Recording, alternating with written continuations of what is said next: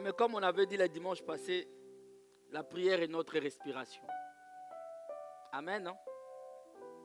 La prière est notre respiration. Nous chrétiens, la prière est notre respiration. Et j'avais dit, comme il est difficile pour un homme d'arrêter de respirer, il est difficile pour un chrétien d'arrêter de prier. Amen. Amen. Comme il est difficile pour un homme d'arrêter de respirer, il doit être aussi difficile, voire impossible pour toi d'arrêter de prier. Alléluia. Je parlais d'une situation avec une sœur que je connais qui avait perdu son mari et tout. Et pendant qu'on parlait, elle me disait, quand son mari partait, elle était là. Elle m'a dit, les souffles de vie partaient tout doucement. Elle voyait comment ça partait et puis pouf, il n'y avait plus rien. De la même manière, notre vie de prière part comme ça. Petit à petit. La présence de Dieu ne te dit plus rien. Venir au culte ne te dit plus rien. Te connecter pour la prière ne te dit plus rien. Petit et puis plus rien.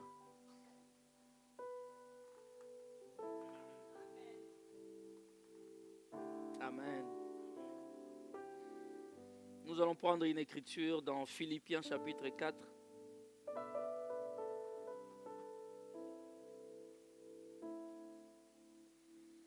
Oh, Seigneur, merci.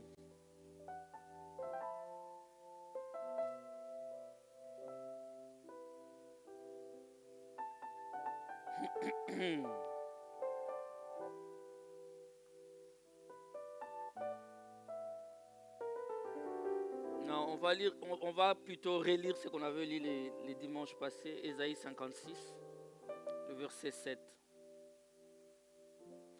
Lisons Ésaïe 56, le verset 7. Vous l'avez trouvé?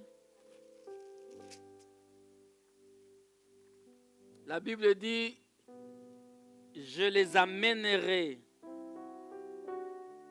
sur ma montagne. Je les amènerai sur ma montagne et je les réjouirai dans ma maison de prière. Amen. Leurs holocaustes et leurs sacrifices seront agréés sur mon autel, car ma maison sera appelée une maison de prière pour tous les peuples. Donnez-moi un amen bien. Nous pouvons nous asseoir.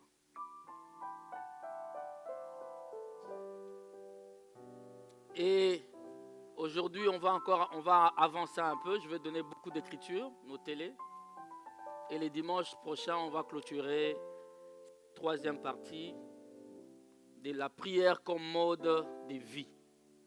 Parce qu'un chrétien doit avoir comme mode de vie la vie de prière. Amen. Vraiment, ça doit être ta façon d'être, ton style de vie. Quel style de vie as-tu? Ça doit être un style de vie centré sur la prière. Alléluia. Vous savez, il est facile de chanter et de danser.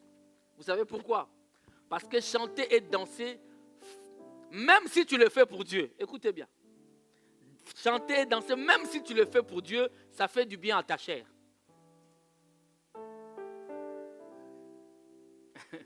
La chair ne t'empêchera pas de chanter et de danser. Vous comprenez? Il y en a qui aiment chanter sous la douche, chrétien ou pas. Alléluia. On l'avait invité dans une église, il a senti, je bénirai. Alors, il se lave, je bénirai. Ça lui fait du bien. Amen. C'est pourquoi, bien aimé, beaucoup d'entre nous, lorsque nous dansons pour Dieu, nous chantons pour Dieu, souvent, ça nous fait du bien à nous. Des fois même plus que à Dieu. C'est d'abord nous.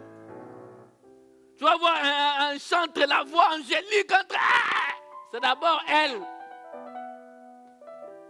Mais la prière ne fait pas du bien à ta chair. ta chair n'aimera jamais la prière. Parce que la prière, c'est le seul élément qui t'introduit réellement dans la présence de Dieu. Et la chair est l'ennemi de la présence de Dieu. Bien, mais ton premier ennemi, sache-le aujourd'hui, c'est ta propre chair. Comme on l'avait dit le dimanche passé, le corps que tu maquilles là, que tu nourris, que tu embellis, il est l'ennemi de ta destinée. Alléluia. Quand il faut prier, la chair n'est jamais d'accord. Nous voulons une église qui prie. Je vous ai fait comprendre que tu es le temple de Dieu. Quand on dit que ma maison sera appelée une maison de prière, c'est-à-dire, toi, le temple de Dieu, tu es la maison de Dieu, tu dois être une maison de prière. Alléluia, bien-aimé. Car l'Ancien Testament n'est que l'ombre des choses à venir. Quand on parle de ma maison, en fait, l'idée était que Clénor, tu es ma maison. Je parle simplement de cette maison pour illustrer ma maison qui sera chaque enfant de Dieu sauvé par grâce. Chaque chrétien, chaque chrétienne est un temple. Et il est la maison de Dieu, c'est-à-dire une maison de prière. Des rassemblements sur la prière. Et puis, on va recadrer certaines choses avant que je ne parle vraiment. Des rassemblements sur la prière que beaucoup d'entre vous aiment. C'est la prière de peur. Venez, on va chasser les démons intergénérationnels. Quand on va s'attaquer aux démons des eaux, aux démons des airs, aux démons de la troisième dimension, là les gens viennent parce qu'ils ont peur.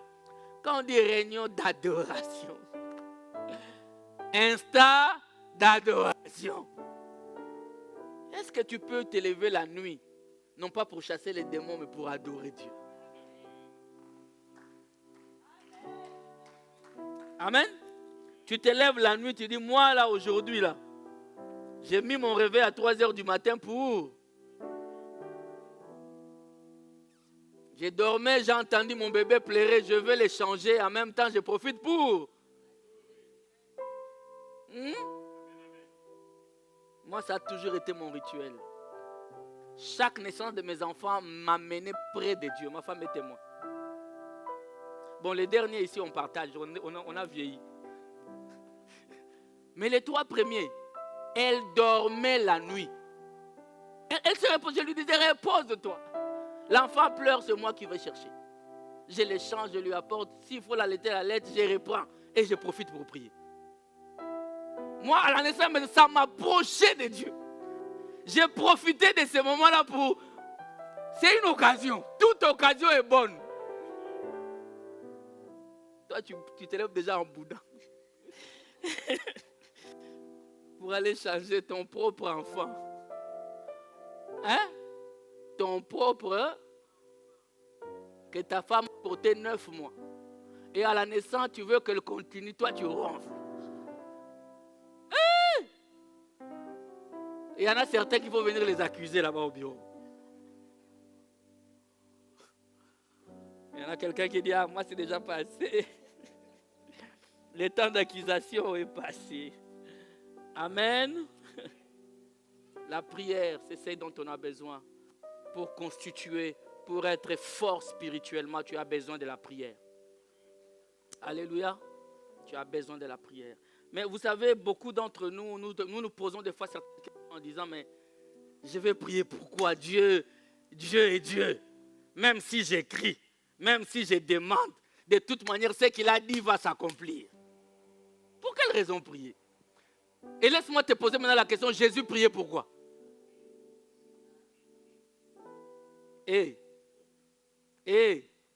Jésus-Christ priait. Est-ce qu'il avait des péchés? Bon, il priait pourquoi? C'est une bonne question, n'est-ce pas? Pourquoi prier? On va essayer de répondre d'abord à cette question. Pourquoi prier? Écoutez, bien-aimés. Nous prions premièrement parce que c'est une injonction du Seigneur. parce que c'est un ordre de Dieu. Donc celui qui ne prie pas désobéit à un ordre divin. Est-ce qu'il y a des enfants de Dieu obéissants? Est-ce qu'il y a des enfants de Dieu obéissants? Donc l'obéissance à Dieu nous amène, nous conduit à mener une vie de prière. Donc celui qui prie ou celle qui prie, il est automatiquement obéissant.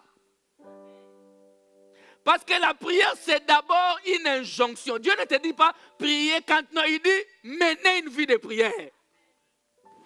Alléluia. Alléluia. Il te dit tu dois prier, sinon tu meurs. Pourquoi prier? Premièrement, parce que c'est un ordre de Dieu. Et tout enfant de Dieu est censé obéir à ce que Dieu a dit. Hein? Philippiens chapitre 4 que je voulais lire avant, on va le lire maintenant. Philippiens chapitre 4, le verset 6 et 7. Aujourd'hui, vraiment, on va vomir les Écritures. Hein? La Bible dit ceci. Ne vous inquiétez de rien. Mais en toute chose, faites quoi? Connaître vos besoins à Dieu par des prières et des supplications avec des actions. Alléluia. Et la paix de Dieu qui surpasse toute intelligence gardera vos cœurs et vos pensées en... Comment peux-tu garder ton cœur et tes pensées en Jésus-Christ? C'est le verset 6. Amen. Revenons au verset 6, s'il vous plaît. Ne vous inquiétez de rien, mais en toutes choses. Quand vous voyez un enfant de Dieu vivant dans les inquiétudes, c'est un signe de manque de vie de prière. La vie de prière stabilise les émotions charnelles. Ta seule manière de ne pas aller d'un côté comme de l'autre, c'est quand tu pries. Quand tu pries, ton cœur est stable. Quand tu pries, la paix t'accompagne. Quand tu pries, on peut venir t'annoncer que ton enfant a fait une chute, je ne sais pas, du 12e étage. My God, quand tu pries, la chair peut trembler, mais ton esprit dira, Mais pourquoi ton esprit dira ça? Parce que tu es une femme, tu es un homme de prière. Alléluia. Moi, je crois que la Tsunamite était une femme de prière. Est-ce que tu veux me donner un amen? Vous connaissez la Tsunamite quand même. Votre calme me dit comme si vous ne connaissez pas. La Tsunamite a vu son enfant mourir. Au lieu de commencer le deuil, d'appeler les voisins. Oh my God. Au lieu d'aller voir la maman du coin avec qui elle s'entend bien. Non. Elle a dit en elle-même, tout va bien. Mais comment tu peux sortir une phrase pareille de ta bouche? C'est parce que cette bouche sortait de louanges tout le temps à l'Éternel. Parce que cette bouche adorait Dieu. Cette bouche faisait monter des actions de grâce à Dieu. Alléluia. La prière stabilise tes émotions charnelles. La prière stabilise tes émotions charnelles. Tes réactions épidermiques. Hein? Paf, paf, manque de prière.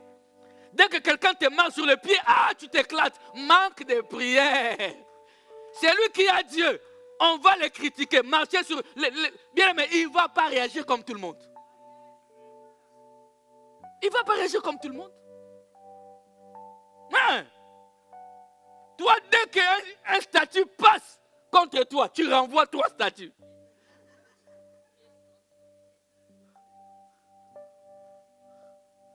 Ça, c'est même pas pièce contre pièce. Ça, c'est une pièce contre 3 pièces. Alléluia. C'est une obligation de servir, plutôt de prier. Quand vous prenez dans Ephésiens chapitre 6, le verset 18. Pourquoi prier? Parce que c'est un ordre de Dieu. Dieu a dit, faites toutes choses, faites connaître vos besoins en toutes choses. Dans toutes circonstances. quand vous êtes inquiet, faites connaître vos besoins par la prière. Il ne dit pas par les statuts. Il ne dit pas par des coups de fil. Dieu te dit par la prière. Est-ce que tu peux comprendre ça aujourd'hui, mon frère, ma soeur? Lorsque ça barde, parce que ça bardera. Je n'ai pas besoin d'un don de prophétie pour ça. Lorsque ça chauffe, ça chauffera.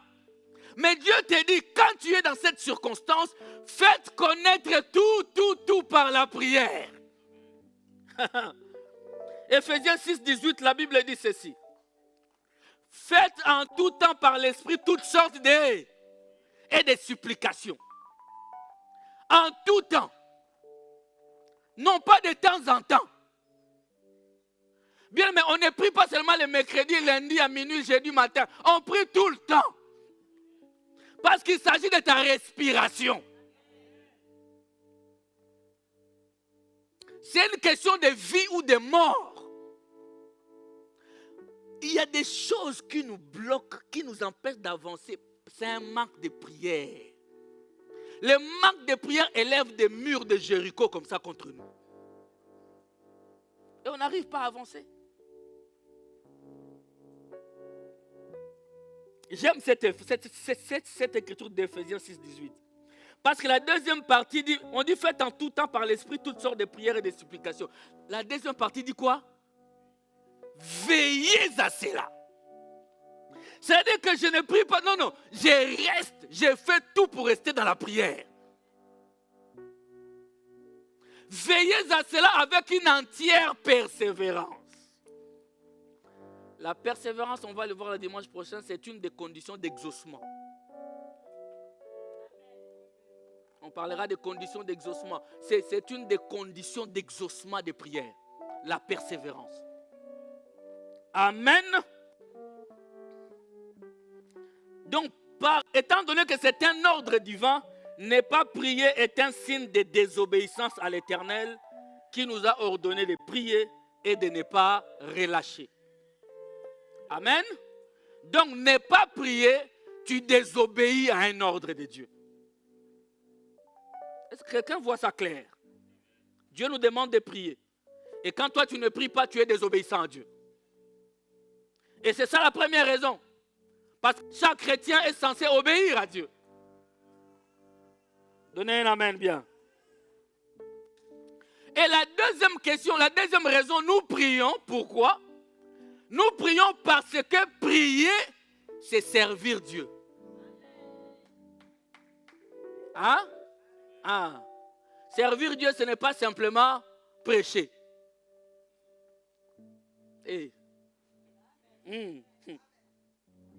Pour tout chrétien, servir Dieu par la prière. La prière pour un chrétien, c'est un moyen par lequel un chrétien sert Dieu. Voilà pourquoi tout chrétien est un serviteur de Dieu. Je dirais aujourd'hui tout chrétien qui prie. Alléluia. Est-ce que tu es là? Est-ce que tu es avec moi? Luc chapitre 2, le verset 36 à 38. Moi-même, je lisais cette écriture, mais je ne voyais pas ça, j'ai passé. Parce qu'on dit prophétesse, alors on ne voit pas le reste. Alléluia. Le verset 36. Luc chapitre 2, le verset 36. Jusqu'au verset 38. La Bible dit ceci. Il y avait aussi une prophétesse Anne, fille de Phanuel de la tribu d'Azer. Vous êtes avec moi, frère? Elle était fort avancée en âge. Hein? Elle avait vécu 7 ans avec son mari depuis sa virginité. Moi, c'est des écritures comme ça que je passe jamais. Et si vous me connaissez, vous savez que le passage ne va pas passer. Alléluia. Vous savez, en ce temps-là, les filles se mariaient très tôt. Vous êtes là? Très tôt. Parce qu'on n'attendait pas, je vais terminer mes études. Moi, je suis carriériste. Moi, je suis carriériste. C'est d'abord ma carrière.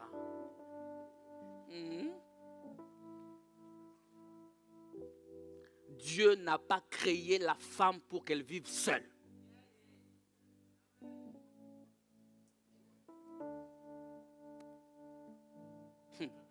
Vous regardez, disent, pasteur, ne continuez pas, mais je vais continuer. Dieu n'a pas créé la femme pour qu'elle vive seule. Moi, vous savez, beaucoup de vos coachings d'aujourd'hui, des soi-disant chrétiennes, là, qui vous disent des choses, les mariages, c'est pas important. Dieu, mais le mariage est important. Quelle mentalité on veut nous donner? Quelle mentalité? On veut nous faire croire que le mariage n'est pas important. Oh, tu as ta destinée, ma soeur. Elle veut venir avec quelle destinée? Elle veut venir, elle a trouvé un homme qui vivait seul. Ne nous prêchez pas un autre évangile. Moi, je suis archaïque, je suis vieux, je suis traditionnel. Laissez-moi comme ça. Je ne veux pas moderniser l'évangile. Jamais. Jamais. Ma soeur, fléchis tes genoux, demande le mariage. Le mariage, c'est un cadeau de Dieu. Ce n'est pas parce que ça barre d'ailleurs que tout le monde est mauvais. Et on veut changer l'évangile. Oh non, le mariage, tu n'as pas ta destinée. Personne, c'est Dieu qui donne des destinées aux gens. D'accord? Et quand la femme a une destinée, c'est pour qu'elle développe ça à côté de son mari.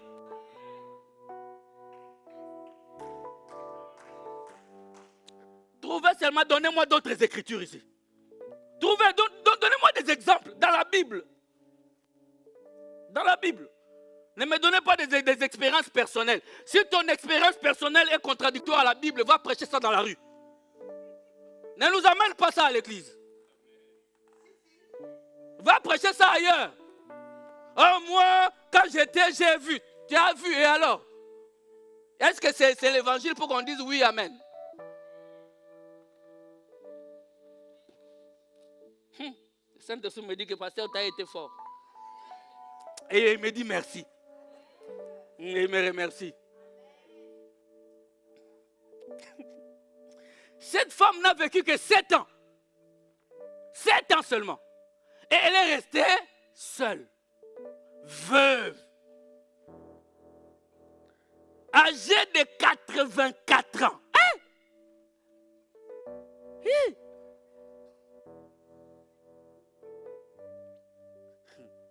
Moi, côté mariage, là, il y a cette femme ici, là, la prophétesse Anne ici, là, et l'apôtre Paul, ils sont forts. L'apôtre Paul ne s'est pas marié. Et cette femme est restée. Je vous ai dit qu'on s'est marié très tôt. Donc sa femme l'a quitté que 7 ans après. Son mari plutôt.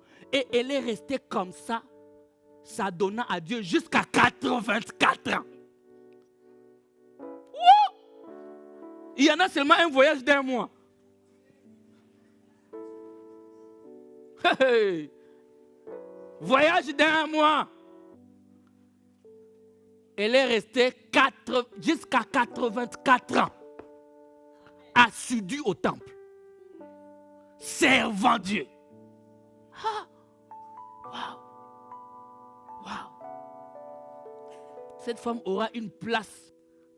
En tout cas, des gloires là-bas au ciel. 84 ans. 84 ans en train de servir Dieu. Donnez-moi un amen, frère.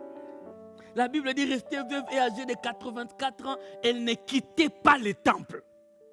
Et elle servait Dieu nuit et jour dans les jeûnes et dans la... Elle servait Dieu où? C'était ça son service. Elle servait Dieu dans les jeûnes et dans la prière. C'est le type de femme où on ne les connaissait pas. Si ce n'est que c'est une ancienne de l'église. Ma maman église.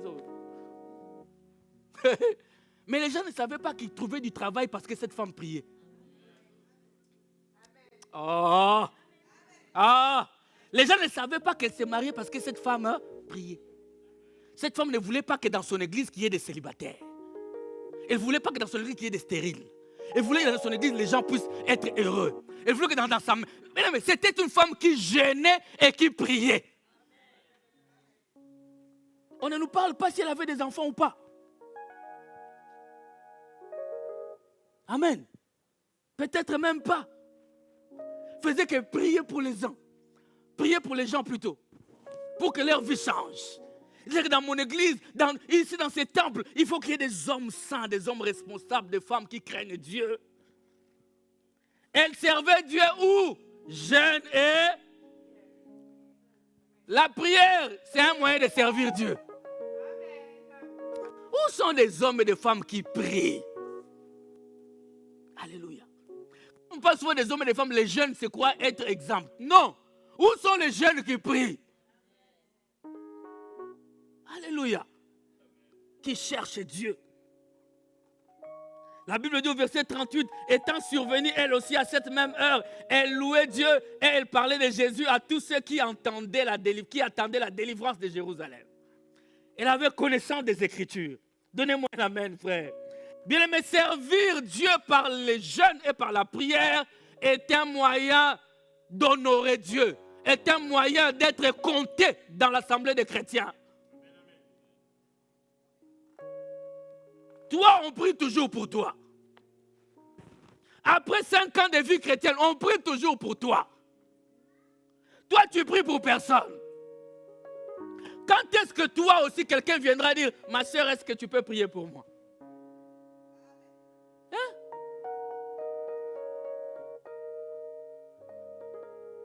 Ah. Une église qui prie est une église forte. Prier est un moyen de servir Dieu, n'est-ce pas? Donc ici dans l'assemblée, ici là, il y a des serviteurs de Dieu que nous ne connaissons pas parce qu'ils prient pour nous. Alléluia. Ils fléchissent les genoux et disent, Seigneur, sois avec le pasteur Mathieu. Quand je passe quelque part là, 1 minute, je passe, je dis, basta. Mais cette force-là vient d'où? D'une maman ici qui gêne. Seigneur, mon pasteur ne tombe pas. Que mon pasteur ne tombe pas. Alléluia. Tu voulais faire un accident là, tu es échappé, tu ne sais même pas. Mon fils Stéphane n'est pas là. Il avait fait un accident avec la moto. Même les policiers sont venus dans mes petits. Tu es vraiment sûr que tu étais tombé? Il était habillé en blanc, même pas une tache sur ses habits. Alors qu'il est tombé comme ça. Même la voiture qu'il a cognée est sortie en ayant peur. Mais lui-même il dit non, moi ça va. Un accident de moto avec une voiture. Le Seigneur garde ses enfants. Alléluia. Tu peux être là, tu vas, tu sors. C'est parce que tu mets tes pieds ici, là. Il y a des serviteurs de Dieu, des servantes de Dieu qu'on ne connaît pas ici, qui prient. Quand il dit, sois avec mon église, tu en fais partie et tu vis la bénédiction dans ta vie. Alléluia. Merci Seigneur.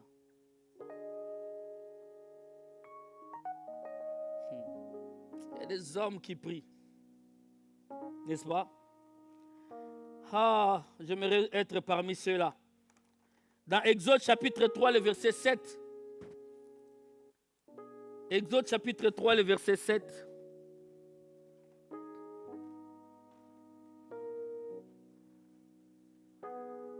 Ça concerne le troisième point. Nous avons vu le premier point, c'était parce que c'est un ordre de Dieu, c'est une injonction divine, n'est-ce pas? Et le deuxième point, c'est un moyen de servir Dieu. Prier, c'est servir Dieu. Et le troisième point, la prière précède le secours de l'Éternel. Parce que la prière précède le secours de Dieu. Le secours que tu attends là doit être précédé par la prière. Alléluia. Alléluia. J'aime les donner dans l'ordre, s'il vous plaît. Mettez d'abord Psaume chapitre 22. Papa Marc, Psaume chapitre 22, le verset 2 à 6.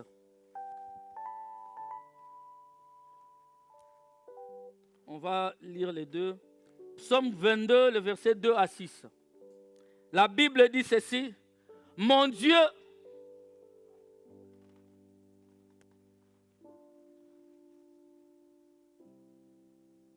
Le verset 2, chez moi c'est « Mon Dieu, pourquoi m'as-tu abandonné ?» N'est-ce pas?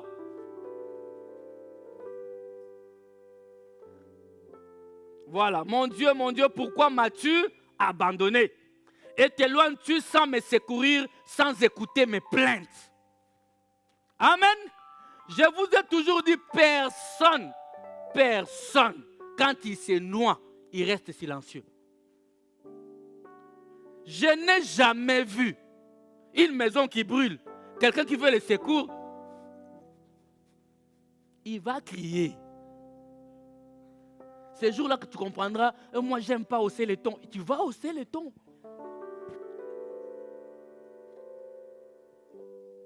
Alléluia. Est-ce que tu es là? Mon Dieu, pourquoi m'as-tu abandonné et t'éloignes-tu sans me secourir, sans écouter mes plaintes? Mon Dieu, j'écris les jours et tu ne réponds pas. Alléluia. C'est ça la prière, c'est crier à l'Éternel. La nuit et je n'ai point de repos. Pourtant tu es le Saint. Tu sièges au milieu des louanges d'Israël. En toi, écoutez bien, en toi s'est confié nos pères. Ils s'est confié et tu les délivrais. Alléluia. Et tu les délivrais. Toi, tu t'es confié à qui pour ta délivrance? Mais viens au-devant de l'Éternel avec la prière, car la prière précède le secours de l'Éternel. Ils ont crié à Dieu et il les a délivrés. Ils criaient à toi et ils étaient sauvés. Ils se confiaient en toi et ils n'étaient point confus. Alléluia. Vous savez, il y a des gens qui prennent la place de Dieu dans nos vies. C'est-à-dire que, mais souvent, c'est nous-mêmes qui leur donnons cette place. Parce qu'un chrétien se confie à Dieu. Est-ce que vous êtes avec moi? Mais quand ça chauffe, c'est toi tu te confies à un Dieu aussi. Le Dieu chez qui tu te confies, c'est ta meilleure pote.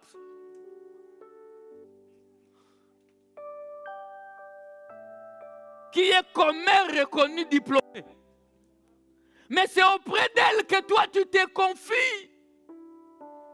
Et parce que tout homme tel que Dieu l'a fait, a besoin de se confier. Maintenant, il faut choisir à qui se confier. La Bible dit que nos pères se confiaient à toi. Et tu les délivrais. Mais toi, tu te confies à qui pour ta délivrance? La délivrance doit être précédée par la prière. Donnez-moi un amen, frère. La Bible nous dit dans Exode chapitre 3, verset 7. Tu veux que le Seigneur intervienne, élève ta voix et prie. Amen. Exode 3, à partir du verset 7 jusqu'à 10, la Bible dit ceci. L'Éternel dit, j'ai vu la souffrance de mon peuple qui est en Égypte. Vous savez, l'Éternel voit toujours. Écoutez bien. Pour que l'Éternel voie, maman, il n'a pas besoin de ton secours. Plutôt, il n'a pas besoin de ton intervention. Hein? Pour que Dieu voie, tu n'as rien à faire. Lui, il voit. Tu n'as pas besoin de lui dire, Seigneur, regarde. Non, il voit. Alléluia. Il dit, j'ai vu la souffrance de mon peuple qui est en Égypte, mais pour entendre, pour que le Seigneur entende, il faut que quelqu'un parle. Pour voir, il n'a pas besoin que tu fasses quoi que ce soit. Alléluia. Mais il y en a qui supportent tellement la souffrance. Ils sont devenus Jésus lui-même. Habitués à la... Alléluia. Alléluia. Bien-aimé, quand tu souffres, confie-toi à l'Éternel. Dis-lui. Le Seigneur veut entendre les cris de tes souffrances. Il veut te voir déranger, te lever la nuit, dire, mon mari ici doit devenir serviteur de Dieu. Il veut te voir te lever ici, dire, la femme que je vais épouser un jour dans ma vie doit être une servante de Dieu. Non, toi, c'est seulement des prières, Seigneur, nouvelle basket. Alors que tu as déjà 20 ans.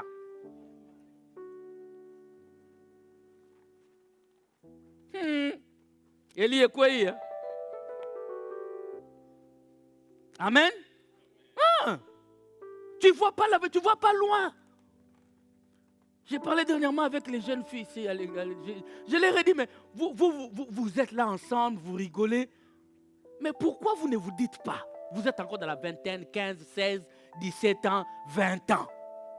Ils étaient avec moi, je ne sais pas, au bureau, je ne sais pas où. Je leur ai dit, mais pourquoi vous ne vous dites pas chaque mois?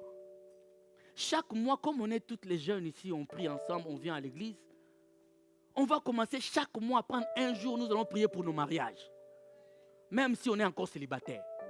Elle-même m'a dit, ah Seigneur, pasteur, c'est vraiment Dieu qui t'a parlé. J'ai dit, commencez à le faire. Un jour, quelqu'un dira, tu t'es bien, mais tu lui diras, j'ai commencé quand j'avais 17 ans. Moi, je ne m'amusais pas. J'ai vu les dégâts de ceux qui m'ont précédé. Ah, toi, tu as vu les dégâts, mais tu vis comme s'il n'y a pas de... Il y a des dégâts. Prépare-toi maintenant.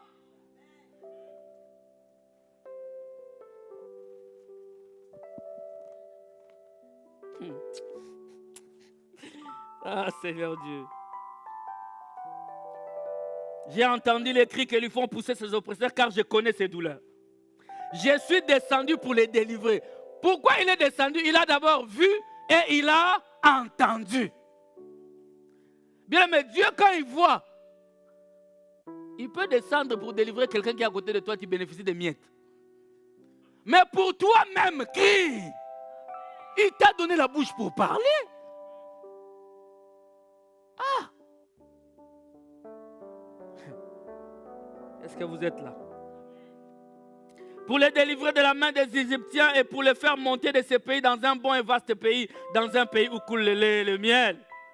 Dans les lieux où habitent les Cananéens, les Hétiens, les Amoréens, les Phéréziens, les Éviens et les Jébusiens. Voici, le verset 9, les cris d'Israël sont venus jusqu'à moi. Et j'ai vu l'oppression que leur font souffrir les Égyptiens. Maintenant, va, je t'enverrai auprès de Pharaon. Et tu feras sortir d'Égypte mon peuple, les enfants d'Israël. Bien-aimés, soyons des hommes et des femmes de prière. La prière précède les secours de l'Éternel. Il veut t'entendre crier. Toi, tu es malade, mais c'est comme si tu n'es pas malade. Hein? Quand je dis c'est comme si tu n'es pas malade, cela ne veut pas dire que tu dois commencer à penser, je vais mourir. Non. C'est-à-dire que tu dois prier. Tu dois dire à Dieu, Seigneur, si vous avez raconté l'histoire d'un ami pendant le Covid, ici, là, ça l'a tapé. Et il était en train de marcher dans la rue, il s'est dit, mais je vais mourir. Bon, c'est pas grave, même si je meurs, je vais aller au ciel. Il est tenté. Mais un esprit est rentré à lui dire, quoi? Mourir? Mes enfants sont encore des bébés, mourir?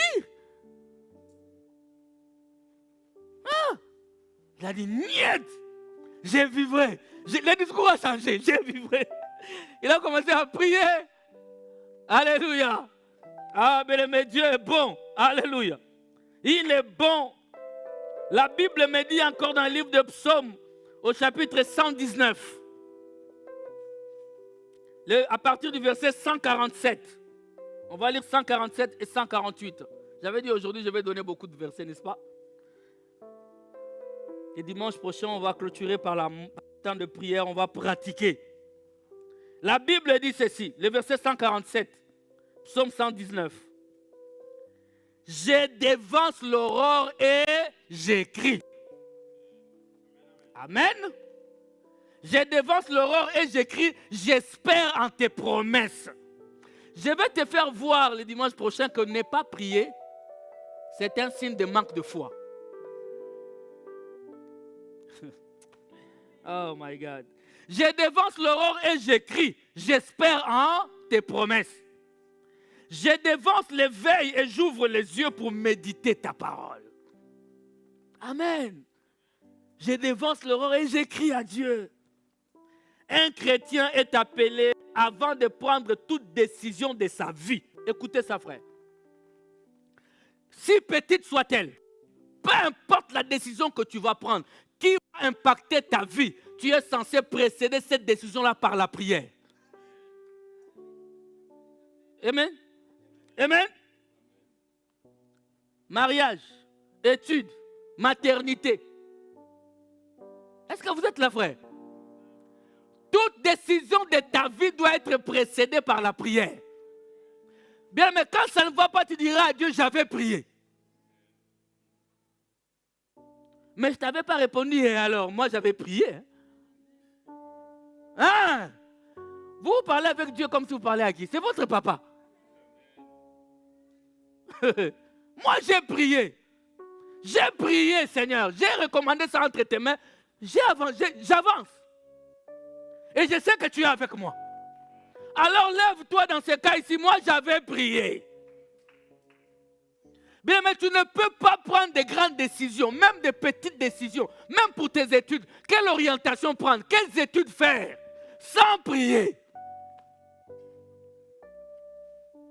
Alléluia. Amen. Amen. Luc chapitre 6, verset 12. Luc chapitre 6, verset 12, c'est Jésus qui nous montre. Luc 6, 12, Jésus dit ceci, écoutez. Le verset 12 et le verset 13. Il dit, en ces temps-là, Jésus s'est rendu sur la montagne pour prier. Hein? Et il passa toute la nuit à prier Dieu. Bien aimé, toute la nuit à prier, il nous montre l'exemple. Toute la nuit à prier Dieu. Amen. Quand le jour parut, il appela ses disciples et il en choisit 12, auxquels il donna le nom d'apôtres. Vous êtes avec moi? Hein? Il a choisi comment? Après la prière. Il a décidé de qui devait l'accompagner après quoi? La prière.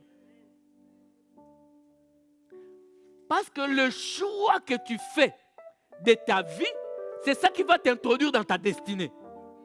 S'il n'avait pas prié, il n'allait pas choisir Judas.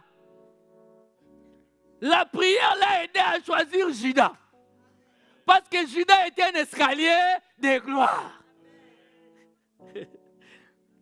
S'il avait seulement regardé, il a dit, Judas là, lui, je ne peux pas. Mais la prière t'aide à choisir des bonnes personnes autour de toi.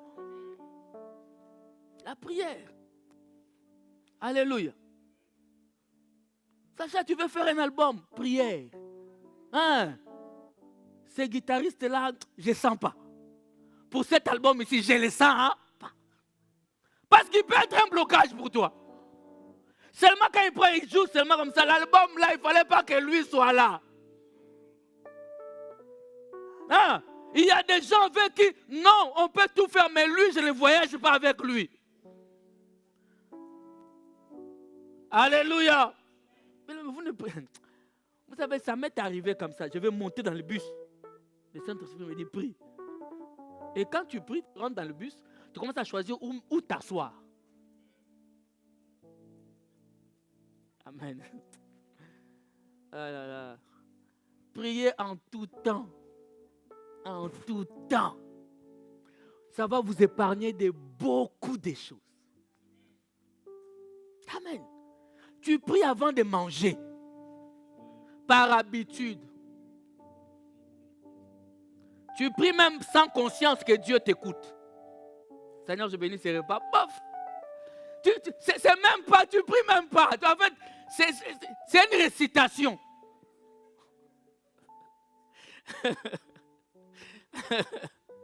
Sans conscience que sous d'autres cieux, il y en a qui n'ont pas trouvé à manger. Hein? Sans conscience que ce que tu es en train de manger là, c'est peut-être sacrifié aux idoles. Eh my God! Sans conscience que c'est sacrifié aux idoles, si j'ingurgite ça comme ça là, ça peut me détruire. Tu achètes un nouvel habit, te voilà pressé d'essayer. Sans prier.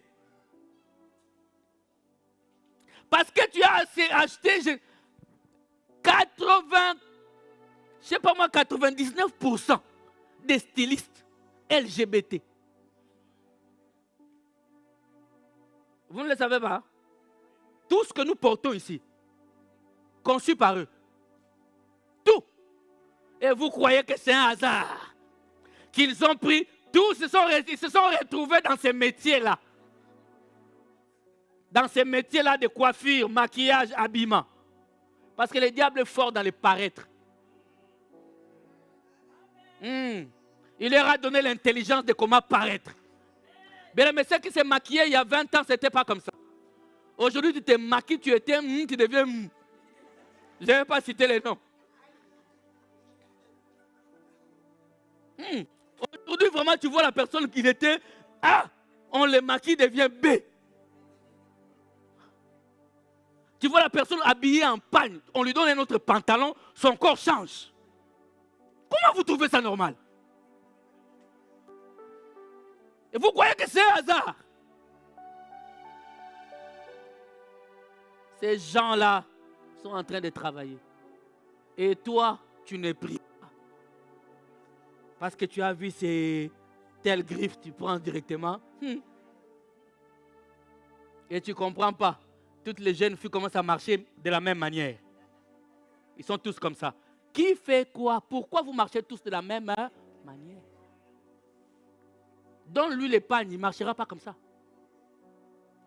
Donne à cette fille-là un pagne, elle ne marchera pas avec ça comme ça. Mais donne-lui tout ce que nous voyons aujourd'hui là. Tu vas voir, elle va marcher comme ça.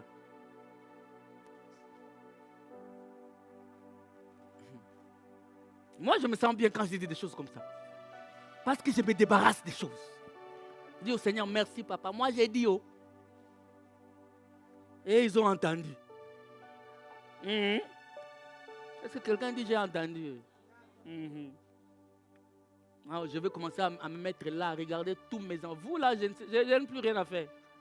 Mais tous les gamines, toutes les gamines là, je vais commencer à habiller bien vos enfants de 12 ans là.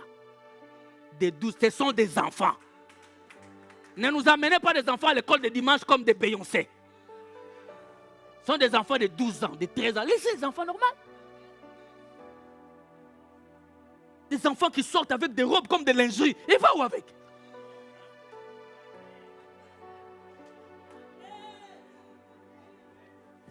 Un enfant de 12 ans, une fille de 12 ans, laisse-la s'habiller comme une gamine de 12 ans.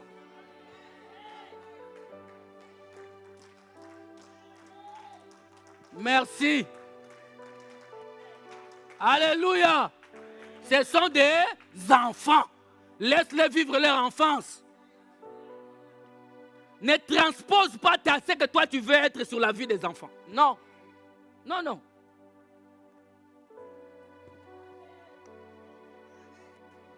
Je vais prendre 2 papas, on va s'asseoir là. Là devant. Là. Ah. Je prends papa Manzambe, je prends papa Colson. Hein? Papa, on sait là devant. Nous-mêmes, là, avec le fouet, là, on est là. Donnez-moi un amen bien, frère. Prie avant tout. Ce sont des habits que nous portons sur le corps. Des bijoux que nous portons. Il y avait une vidéo qui circulait là. On le voyait tous. Tous. Et quand on met même leur photo, tu crois que c'est une femme.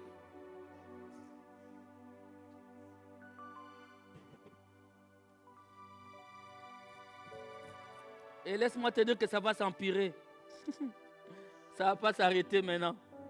Amen. Hein? Donnez-moi un amen. Alléluia. Je vais vous te dire aussi une raison de prier. Je vais aller vite, on va terminer. Une raison de prier. Que tu dois prier parce que la prière est une maternité qui engendre de bons ouvriers dans l'œuvre de Dieu. Vous savez, des hommes de Dieu qu'on a engendrés par la prière continueront à rester fermes dans les choses de Dieu. Alléluia. Les enfants, des serviteurs de Dieu comme des Timothée. Parce qu'il y a eu Eunice, il y a eu Loïs.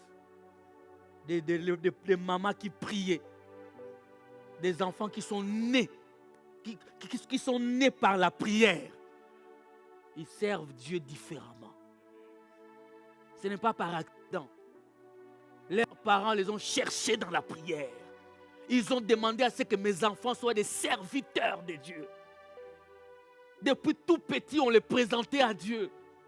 Il dormait dans sa chambre, on venait avec l'huile d'onction, on mettait sur sa tête. Lui, il ronflait. Des enfants consacrés à Dieu depuis les bas âges. Des ouvriers qui naissent dans la maternité appelée la prière. Donnez-moi un amen bien. Alléluia. La Bible dit dans Luc chapitre 10 au verset 2, il leur dit la moisson est grande, mais il y a peu d'ouvriers. Il dit donc priez donc les maîtres de la moisson d'envoyer des ouvriers dans sa moisson. La prière nous permet d'avoir des ouvriers dignes de ce nom. Alléluia. Est-ce que tu es là? Et nous prions également, et cinquième raison, nous prions également parce que nous voulons être comme Christ et son Église. Alléluia. Nous voulons être comme Christ et son Église. L'Église primitive était dans la prière. Quand une Église ne prie pas, ce n'est plus une Église. Parce qu'il y a des caractéristiques de l'Église. Et la prière en fait partie. Une église doit avoir de lundi, de minuit. Une église doit avoir mercredi, intercession, l'atmosphère de tout est possible. Une église doit avoir jeudi dans dévotion matinale. Une église doit avoir le temps de prière. Alléluia. Nous voulons faire comme Christ. Quand vous prenez Actes des Apôtres, chapitre 1, le verset 13, vous pouvez monter, mes enfants. La Bible dit, quand ils furent arrivés, ils montèrent dans la chambre haute où ils se tenaient d'ordinaire. C'était Pierre, Jean, Jacques, André, Philippe, Thomas, Barthélemy, Matthieu, Jacques, fils d'Alphée, Simon les Zélotes et Jude, fils de Jacques. Tous d'un commun accord persévéraient dans la prière. Ah! Ils persévéraient dans quoi? Dans la prière. Avec les femmes. Et Marie, mère de Jésus, et avec les frères de Jésus. Jésus avait des frères. Ici, on ne parle pas des frères en Christ. Les frères en Christ, on les a cités avant là. Marie a eu des enfants après Jésus. Bibliquement prouvé. Hein? C'est normal, sinon on aurait privé Joseph de sa vie, de sa femme. Dieu ne fait pas des choses comme ça. Si Christ dévançait l'aurore dans la prière, à combien de fortes raisons toi et moi? Parce que Christ ne faisait pas de prière de repentance. Mais il pouvait passer toute la nuit en prière. Toi et moi. Seigneur. Si Christ priait 2 heures, toi tu dois prier 4 heures. Parce que toi tu vas déjà prendre 1 heure seulement de repentance. Seigneur, j'ai critiqué, j'ai vu, j'ai regardé. Mais lui, il ne faisait pas cette prière-là. Mais il passait des nuits de prière, maman. À combien plus forte raison, toi et moi? Donnez-moi un amen bien. Alléluia. Ah, je m'arrête ici pour aujourd'hui. Est-ce que quelqu'un peut acclamer le Seigneur très fort?